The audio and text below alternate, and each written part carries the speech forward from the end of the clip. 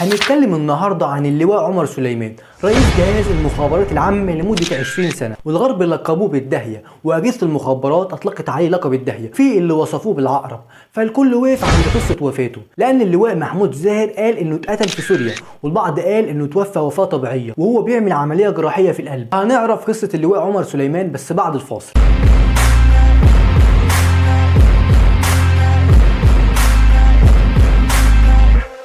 سنة 54 انضم عمر سليمان للقوات المسلحة وسافر في بعثات عسكرية، وشارك في حرب اليمن وحرب النكسة، وانتصر في حرب اكتوبر. وفي سنة 93 اسند ليه الرئيس السابق حسني مبارك منصب رئيس جهاز المخابرات العامة المصرية، والرئيس مبارك كان عارف أهمية وجود عمر سليمان في المنصب ده في الوقت الصعب ده، يكون رئيس جهاز المخابرات العامة، وبعد كده يكون عمر سليمان هو السبب في إنقاذ حياة الرئيس مبارك، طبعا في محاولة اغتياله في أديس أبابا سنة 1995. لأن عمر سليمان طلب من الرئيس مبارك إن هو عاوز يسافر بنفسه لأثيوبيا قبل سفر الرئيس مبارك بأسبوع، والرئيس مبارك وافق. أول ما وصل عمر سليمان فقام معين بنفسه خط سير الرئيس مبارك، وإنه كمان حدد سيارة مصفحة يركبها الرئيس مبارك بدل سيارته العادية، والكلام ده هيكون من أول نزوله من الطيارة لمكان الاستقبال. وطلب كمان من الرئيس مبارك إنه ما يفتحش إزازة العربية لأي سبب، وكمان يكون في حماية خاصة من القوات المصرية للرئيس. والرئيس مبارك في البداية ما كانش موافق على إنه ياخد الإجراءات الاحترازية، لكن في النهاية أقنعه عمر سليمان، وبالفعل حاول إرهابي إنه يضرب رصاص على سيارة الرئيس مبارك،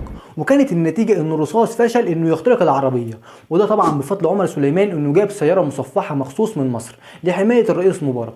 وكمان عمر سليمان قدر انه يعيد بناء اجهزه المخابرات العامه من جديد وعلى اعلى مستوى. وبالرغم من كل ده الا ان المنصب ده محدش كان يعرف عنه حاجه خالص، لان منصب رئيس المخابرات كان منصب سري جدا. بعد كده في الالفينات بدا يفصح عمر سليمان عن نفسه، الشعب المصري بدا يعرفه. فعمر سليمان شخص مخابراتي من الدرجه الاولى، حتى صحيفه فورم بوليسي قالت انه هو اقوى رئيس استخباراتي في الشرق الاوسط. بعد كده هنوصل لسنه 2010 وظهور موضوع التوريث لجمال مبارك، والفتره دي كانت العلاقه بين جمال مبارك وعمر سليمان سيئه جدا، وجمال مبارك كان شايف ان عمر سليمان هو السبب في تعطيله في محاولته للوصول للحكم، والشعب المصري ما كانش راضي عن موضوع توريث الحكم، لدرجه ان الرئيس مبارك طلع في اكتر من مؤتمر ونفى ان جمال مبارك هيتولى حكم مصر عن طريق التوريث. والرئيس مبارك قال كمان ان الشعب المصري ما حدش يقدر يحكمه بالعافيه. بعد كده بتظهر حمله بتطلب ان عمر سليمان يكون رئيس مصر، لكن عمر سليمان راح لرئيس مبارك وقال له ان مصر في خطر شديد، واللواء عمر سليمان استمر في منصبه لحد 2010. لكن في 25 يناير خرج الشعب المصري،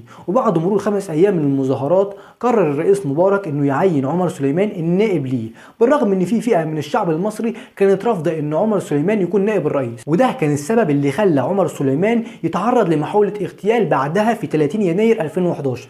واما الرئيس مبارك اتنازل عن صلاحياته لنائبه عمر سليمان، فعمر سليمان اليوم اللي بعده على طول خرج عشان يعلن تنحي الرئيس مبارك وتسليم جميع امور الدوله للمجلس العسكري بقياده المشير طنطاوي. انتهت مسيره عمر سليمان بتنحي الرئيس مبارك رسميا، لانه ما كانش عضو في المجلس الاعلى للقوات المسلحه. بس بدات بعد كده معركه ثانيه، وهي ان فئات الشعب المصري شايفين ان عمر سليمان يرشح نفسه لرئاسه الجمهوريه، وبالفعل في اخر لحظات قبل قفل باب الترشح ب20 دقيقة يترشح، إلا إن اللجنة العليا للانتخابات قررت رفضه، وبعدها عمر سليمان اختفى عن الساحة السياسية وتوفى في 19 يوليو 2012.